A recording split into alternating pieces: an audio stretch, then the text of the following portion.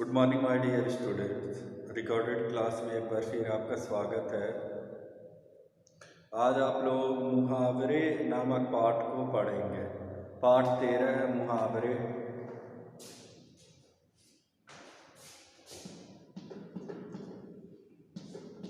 पाठ 13 है मुहावरे।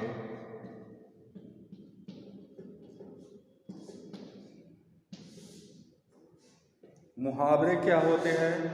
भाषा में मूल अर्थ से भिन्न विशेष अर्थ को प्रकट करने वाले शब्द प्रयोग को मुहावरा कहते हैं। भाषा में मूल अर्थ से भिन्न मतलब किसी भी शब्द का जो मूल अर्थ है उससे अलग विशेष अर्थ को प्रकट करने वाले शब्द प्रयोग को मुहावरा कहते हैं। जैसे एक शब्द है हावी होना, तो ये मूल शब्द तो कुछ और है, लेकिन ये विशेष अर्थ को प्रकट कर रहा है। इसलिए जैसे हावी होना मतलब किसी के ऊपर भारी पड़ना, किसी के ऊपर दबाव बनाने वाला बनना, दबाव देने वाला बनना, तो हावी होना होगा। लेकिन किसी के ऊपर भारी पड़ना ये विशेष अर्थ को प्रकट कर रहा है। थक कर चूर होना तो एक साधारण सा शब्द है, लेकिन ये विशेष अर्थ को प्रकट कर रहा है। बहुत थक जाना इसका मतलब हो रहा है। तो पिछले टर्म में आप लोगों ने 9 से 16 तक मुहावरे पढ़ा था। अब देखेंगे 17। उल्लू बनाना। उल्लू बनाना मतलब मूर्ख बनाना। चॉकलेट खिलाने के बहाने माधुरी ने नीतू के सारे काम करवा कर उसे खूब उल्लू बनाया। इसके बाद गुड़ गाना, बड़ाई करना या तारीफ करना। सिर पर चढ़ना, प्यार के कारण बहुत ठीठ हो जाना। अधिक लाड़ प्यार के कारण कभी कभी बच्चे सिर पर चढ़ जाते हैं। दांत खट्टे करना, हरा देना। भारतीय जवानों ने आतंकवादियों के दांत खट्टे कर दिए। हावी होना, भारी पड़ना। पिछले कई युद्धों में हमारी सेनाएं शत्रु की सेना पर हावी रही। बाल बाल बचना, मुश्किल से बचना। बस दुर्घटनावश हुई पर सभी यात्री बाल बाल बच गए। महंगा पड़ना, परेशानी का कारण बनना। कभी कभी मजाक करना बहुत महंगा पड़ जाता है। इस प्रकार से आप लोग इसको कर लेंगे। तो प्यारे छात्रों, इसके बाद हम लोग चलेंगे शब्द निर्माण। पाठ 14 शब्द निर्माण। आप लोग इस मुहावरों को पढ़ लेंगे घर पे। यही आपका आज का होमवर्क है। पाठ 14 है आपका शब्द निर्माण। शब्द निर्माण। तो शब्द निर्माण क्या है?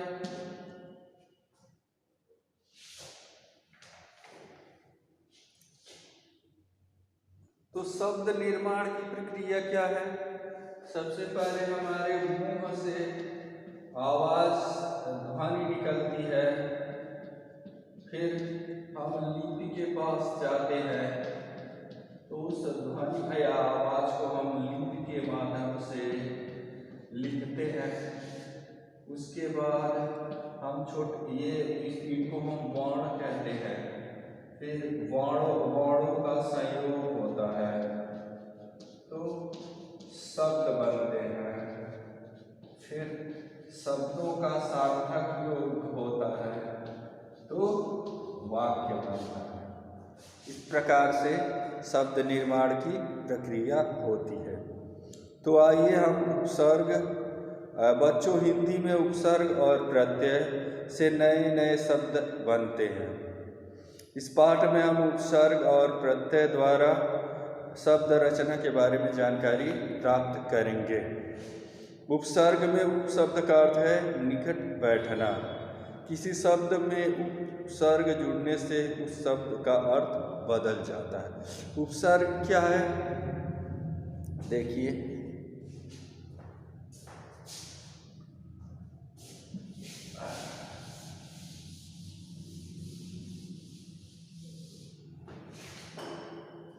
उपसर्ग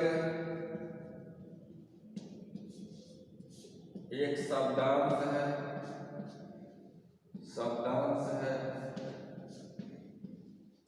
उपसर्ग एक शब्दांश है, ठीक है। तो शब्दांश मतलब शब्दों का छोटा छोटा अंश। उपसर्ग एक शब्दांश है, वो किसी भी शब्द में जुड़ने के बाद उसके अर्थ को बदल देता है। किसी भी शब्द में जुड़ने के बाद उसके अर्थ को बदल देता है। जैसे देखिए, परिवार शब्द है, तो परिवार मतलब किसी का भी व्यक्ति का परिवार, इसमें क्या जुड़ गया? उपसर्ग जुड़ गया, तो शब्द बन गया सपरिवार।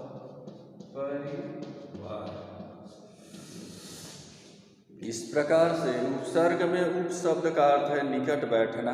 किसी शब्द में उपसर्ग जुड़ने से उस शब्द का अर्थ बदल जाता है। बच्चों, कुछ शब्द मूल शब्द होते हैं। इन शब्दों के पहले कोई शब्द या शब्दांश लगाकर नए शब्द बनाए जाते हैं। जैसे सपरिवार, कम अकल। तो ऐसे शब्द या शब्दांश जो किसी शब्द से पहले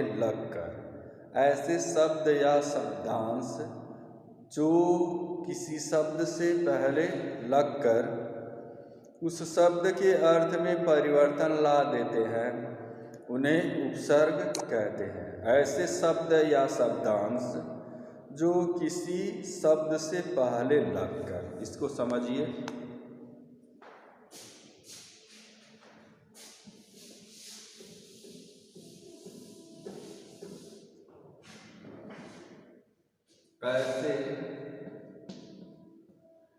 ऐसे शब्द या शब्दांश जो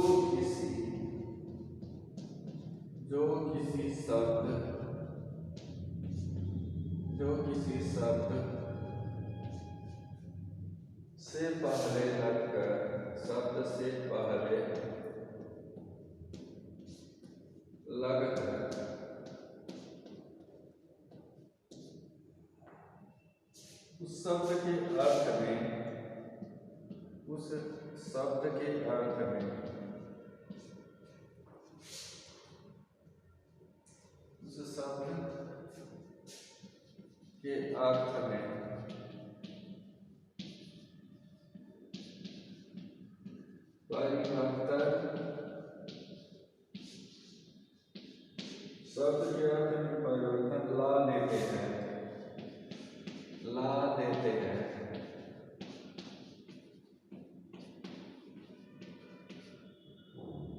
उपसर्ग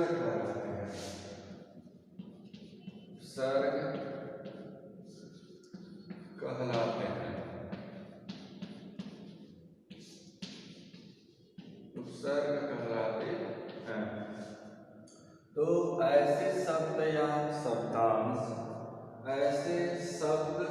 या शब्दांश जो किसी शब्द से पहले लगकर उस शब्द के अर्थ में परिवर्तन ला देते हैं, उन्हें उपसर्ग कहलाते हैं। तो ऐसे शब्द या शब्दांश जो किसी शब्द से पहले लगकर उस शब्द के अर्थ में परिवर्तन ला देते हैं, उपसर्ग कहलाते हैं। तो यहाँ पर देखिए, कुछ आपके उपसर्ग दिए गए हैं पुस्तक में। यहाँ देखिए, जहाँ पे